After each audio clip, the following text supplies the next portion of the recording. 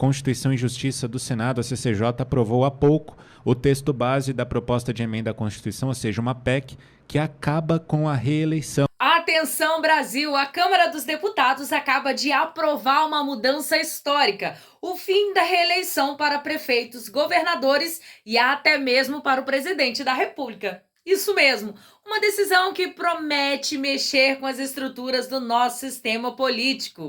Haverá uma mudança de paradigma. Com a aprovação da PEC, os mandatos serão mais curtos e haverá uma rotatividade maior nos cargos eletivos. Isso pode ser um passo importante para evitar a perpetuação no poder e fortalecer a democracia. O impacto nas eleições vai ser grande e a unificação das datas das eleições municipais e gerais a partir de 2034 também, pois é uma inovação que pode facilitar a participação do eleitor e a organização política.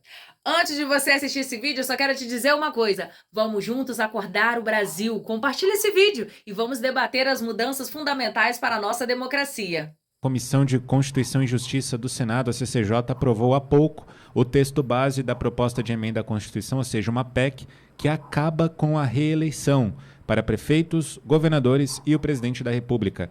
Aprovado de forma simbólica, o texto propõe aumentar o tempo de mandato para todos os cargos eletivos e, durante as discussões, o colegiado optou por reduzir os mandatos de senadores a partir de 2030 para 5 anos. Além disso, a PEC também unifica a data das eleições municipais e gerais a partir de 2034, ou seja, as duas seriam juntas, aconteceriam no mesmo tempo. A proposta será agora enviada para votação no plenário principal do Senado, onde terá de reunir ao menos 49 votos favoráveis em 2 turnos para ser aprovada. Depois disso, começa a valer ainda Depois disso, para começar a valer, ainda precisa ser aprovada, claro, pela Câmara dos Deputados. A discussão sobre o fim da reeleição ganhou corpo nos corredores do Senado ao longo da gestão de Rodrigo Pacheco à frente da Casa. Essa é a informação de última hora que nós temos. Inclusive, o senador Eduardo Girão, sempre trazendo essas informações aqui para a gente, trouxe com exclusividade que a CCJ votaria esse projeto que acaba com a reeleição no Brasil, não só para cargos federais, mas municipais também. Quero ouvir Eduardo Bogo a respeito disso, dessa sinalização da CCJ do Senado. Será que pode ser aprovada no plenário, Bogo? Eu tenho minhas dúvidas se será aprovado, mas seria muito bom, viu, João? Acabar com a reeleição. A reeleição foi horrível para o Brasil. O que acontece na eleição municipal? Não só municipal, mas estadual, federal. O primeiro mandato, o chefe do executivo, ele ganha a eleição, ele trabalha, tudo que ele faz é visando a reeleição. Depois de reeleito, ele fala assim, dane-se, liga a tecla e fala que ele não vai conseguir mais ser reeleito, então ele abandona o mandato, larga e acaba sendo uma lástima o segundo mandato. Tá? Óbvio que isso aí não é uma regra, não é sempre assim, mas a experiência que eu tenho, acompanho política já há 30 anos. Estou no meu segundo mandato, né, no começo do segundo mandato, mas acompanho a política há 30 anos. E pelo que a gente vê, normalmente é assim. Primeiro mandato, o executivo vai lá, briga, luta e faz de tudo, né? Conta um monte de história, chega na reeleição, na campanha, ele promete um monte de coisa, vem com aquela história porque nós arrumamos a casa, porque estava ruim, agora nós vamos trabalhar no segundo mandato, e o segundo é um lixo, tá? Nós vemos o que está acontecendo aqui em Bauru. Bom, em Bauru o primeiro já foi um lixo, né?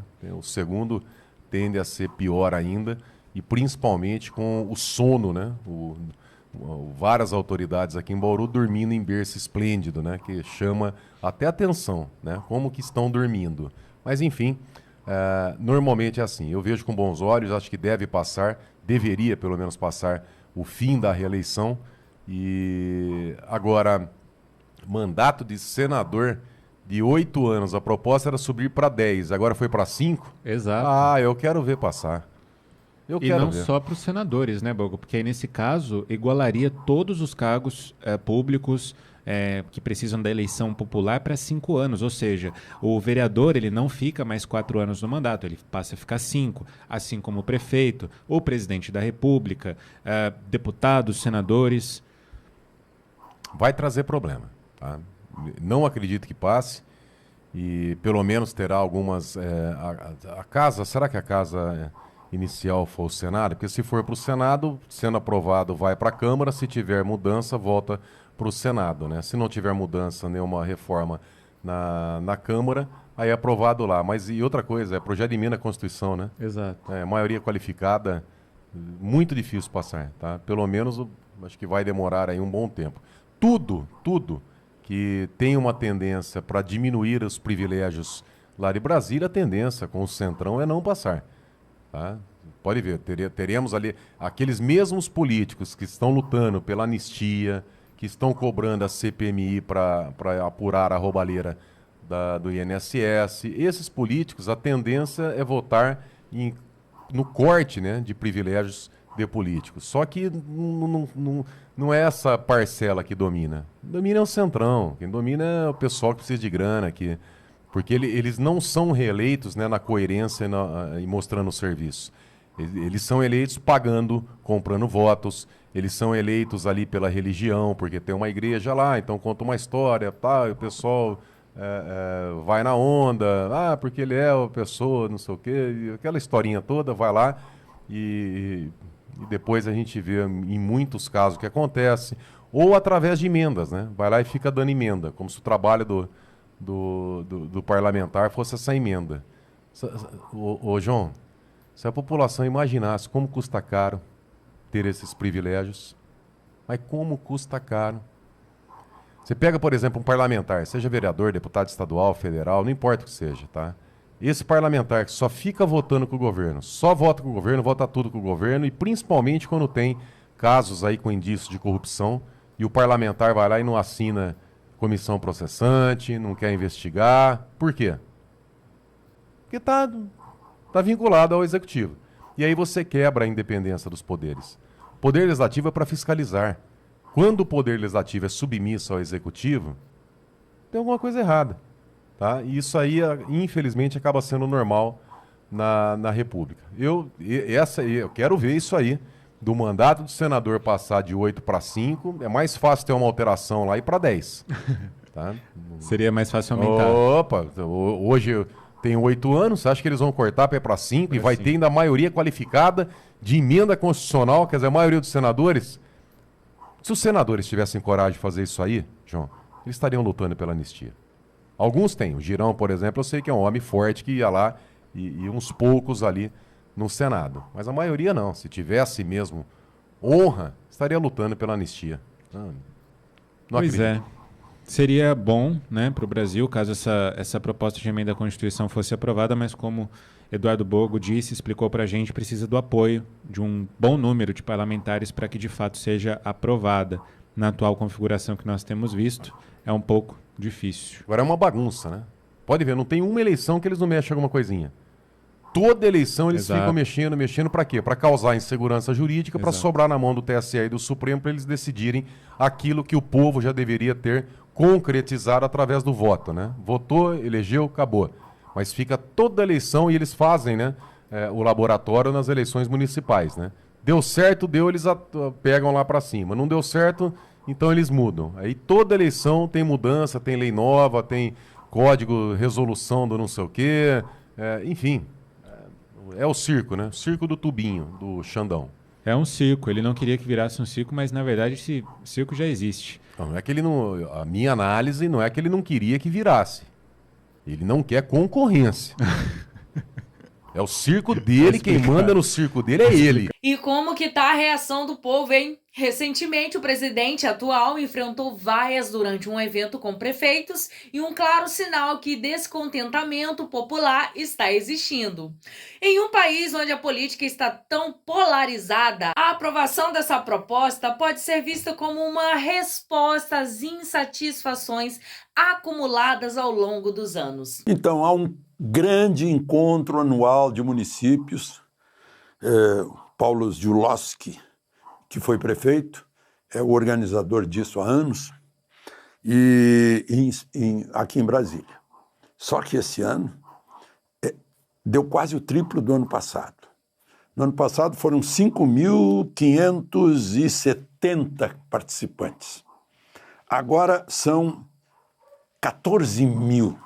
Vocês vão dizer, puxa, mas não tem isso de município brasileiro, 5.560, se não me engano.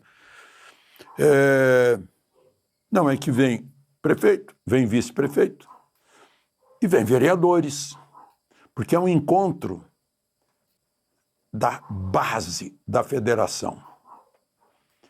E aí, olha o que aconteceu. Quando anunciaram a presença de Lula lá no Centro Internacional de Convenções, que é imenso,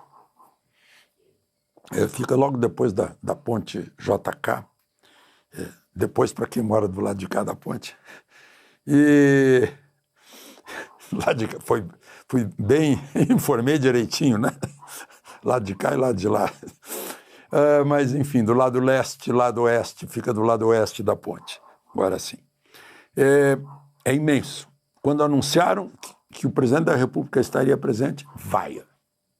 Quando chamaram Lula para falar, vaia. Quando Lula terminou de falar, vaia. Houve aplauso também, mas a vaia foi bem mais forte. Por quê? Porque o município sente isso. Sente até dos jornalistas que não sabem o que é município, chamam de cidade. Cidade é um aglomerado urbano que não tem identidade jurídica, não é pessoa jurídica do direito público. Cidade é só uma cidade. Município, sim. E o município é a base da federação. Deveria ser, se o nome é República Federativa do Brasil, o mais importante teria que ser o município. Que teria que ser mais importante porque é mais importante na arrecadação, né? A arrecadação só acontece no município, né? É o lugar onde as pessoas dormem e trabalham. É no município. Então, e onde as pessoas nascem também e são enterradas, é o município. Isso é a base de uma federação. É o ente mais importante de uma federação, de uma república federativa. Só que não. Como centraliza-se tudo no poder central da União, em Brasília, o prefeito fica de bandeja na mão pedindo ajuda e aí perde o poder político. Só que no ano que vem tem eleição. Aí bate um desespero quando Lula ouve essa explosão de vaias na maioria dos presentes. Isso significa, ano que vem, eleição. Onde é que a pessoa vota? É no município. E quem é a autoridade política mais importante do município é o prefeito, são os vereadores. São os que estão mais próximos do eleitor. Não estão em Brasília, nem nas capitais dos estados. Só queria fazer essa consideração, porque até o método de votar deveria ser diferente. O voto distrital solucionaria muita coisa. As pessoas realmente representariam na Assembleia Legislativa e no Congresso Nacional, né, os munícipes. Porque o sujeito recebe voto no extremo oeste do estado, no extremo leste, e não representa nada e vem para Brasília. Bom, mudando de assunto. O ministro de Relações Exteriores, Mauro Vieira, que é diplomata de carreira, foi chamado ao Senado Federal, na Comissão de Relações Exteriores, para explicar por que o Brasil foi resgatar em Lima, Peru, uma corrupta condenada, recém-condenada, que recebeu dinheiro da Odebrecht. E segundo eu li no Globo, acho que foi Malu Gaspar, foi a pedido de Lula. E aí foi um avião da Força Aérea Brasileira buscá-la. Ela tá lá em São Paulo. E ele respondeu que ela é refugiada, deram um asilo diplomático a ela, como dariam a Corina, a Maria Corina na Venezuela. É estranho, né, dizer isso. O Brasil tentou, ofereceu. o Brasil fez força para salvar a Maria Corina, a mãe dela? Ou o Brasil, quando estava com a bandeira brasileira na embaixada argentina, custodiando a embaixada argentina, responsável por aqueles que estavam lá dentro refugiados ante a ditadura do Maduro, o Brasil tirou-os de lá com o avião da Força Aérea Brasileira? Não, quem os tirou de lá foram os americanos, numa operação Entebbe sem tiro. Mas fomos buscar como é o nome? A dona Nadine Heredia. Eu acharia que ela devia se chamar Nadine de Ollanta, porque ela é a primeira-dama do ex-presidente Ollanta, que está preso. Mas aí aproveitaram para perguntar, né, por que o Brasil foi lá na Rússia comemorar com o Putin a vitória da União Soviética na Segunda Guerra. Ele respondeu que, e eu acrescentaria, né, não comemoraram a vitória dos brasileiros, feita à custa de sangue de muita gente, de 25 mil nordestinos, soldados da borracha, de mais de 1.000 em afundamentos de navios e quase 500 nos céus e terra da Itália. Aí ele respondeu, olha, estamos comemorando também a vitória do Brasil. E disse o seguinte, vou pegar as palavras dele, que comemorou com a Rússia, né, porque sem a Rússia o desfecho da Segunda Guerra não teria sido como foi. Sem a Rússia, o Hitler ganharia. A Rússia ajudou muito, abriu outra frente. Só que ela, sim, estava com material humano, com soldados russos e dos integrantes da União Soviética. Mas o material ia pelo Mar do Norte, material americano, para garantir. Também. Não foi a Rússia sozinha, a Rússia foi apoiada pelo aliado americano. Bom, mas aí outra coisa, acho que ele faltou aula de história no Instituto Rio Branco, porque ele disse o seguinte, foi uma vitória com a participação do Brasil na Itália, inclusive liderando forças americanas. O Brasil recebeu um uniforme americano, integrado ao 5º Exército Americano, do general Mark Clark. Aqui está aqui na blusa, na japona, na gandola, 5º Exército, e atuou num fronte ali na linha gótica, subordinado ao 8º Exército britânico. E o primeiro grupo de caça brasileiro, Centapu, heróico, os maiores veteranos, ficaram vinculados ao 350º grupo de combate da Força Aérea Americana.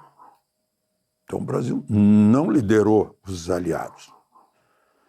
O Brasil teve autonomia, combateu brilhantemente, deu exemplo de como se toma uma cidade, como disse o general Krittenberger, né? Aprisionou uma divisão inteira, quase o número total de brasileiros lá na Itália na guerra. Eram 25 mil brasileiros que aprisionaram 20 mil alemães. E foi porque os brasileiros cercaram a divisão do general Fretter Pico, né? E acabou a munição dele, ele se entregou. O Brasil brilhou. Agora, o Brasil não liderou os outros aliados. A informação partindo do... Bom, mas e o essencial disso é que perguntaram para ele como é que está a história que o presidente Lula disse que pediu ao Xi Jinping que mandasse uma pessoa de confiança para conversar com os brasileiros sobre as redes sociais no Brasil. E ele respondeu o seguinte, não houve convite para nenhuma autoridade chinesa. Ué, mas foi o próprio Lula que disse, que convidou, e que o Xi Jinping ia mandar. uma pessoa. Talvez a gente lendo na língua portuguesa correta, porque se não houve convite para nenhuma, é porque houve convite para alguma, não é? A língua tem lógica. Não sei aí se tem. O que está acontecendo, não sei se eles não combinaram. Com os russos, certamente não. Mas se não combinaram o ministro e o presidente sobre a resposta dele, né? Ele foi para lá para falar sobre a Nadine peruana e ele não sabia que iam perguntar sobre o convite lá para o pedido ao Xi Jinping. Mas diz aí, o que você acha dessa mudança? É hora de acabar com a reeleição? Ou você acredita que ela é necessária para garantir estabilidade? Deixe a sua opinião aqui nos comentários, inscreva no canal, ative as notificações para ficar por dentro de todas as atualizações sobre essa e outras matérias importantes para o Brasil. Vamos juntos construir um futuro melhor. Conta tudo.